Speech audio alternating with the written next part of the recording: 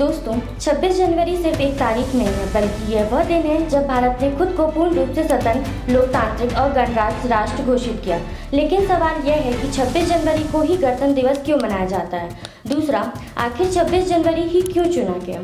तीसरा, भारतीय संविधान की रचना कैसे हुई? आज इस वीडियो में हम इन्हीं सभी सवालों के जवाब विस्तार से जानेंगे।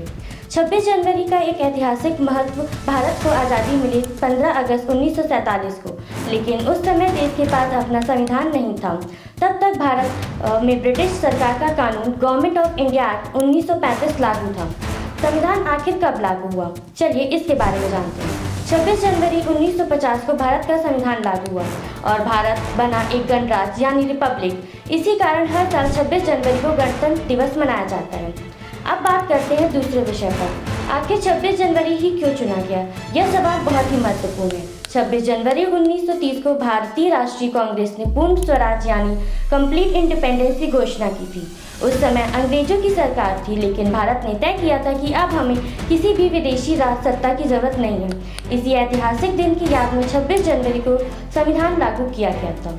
चलिए अब जानते हैं भारतीय संविधान की रचना के बारे में कुछ महत्वपूर्ण तथ्य। संविधान बनाने के लिए संविधान सभा बनाई गई। इसके अध्यक्ष थे डॉक्टर राजेंद्र प्रसाद। मसौदा समिति के अध्यक्ष थे डॉक्टर भीमराव अंबेडकर। अब बात करते हैं संविधान बनाने में कितने समय लगा। तो संविधान बनाने में लगे 2 साल 11 महीने 18 दिन। गणतंत्र दिवस हमें यह सिखाता है कि अधिकारों के साथ कर्तव्यों का पालन भी उतना ही जरूरी है। आइए 26 जनवरी 2026 पर हम संकल्प लें, देश के कानून का सम्मान करेंगे, भ्रष्टाचार से दूर रहेंगे, एकजुट होकर भारत को आगे बढ़ाएंगे। जय हिंद, जय भारत।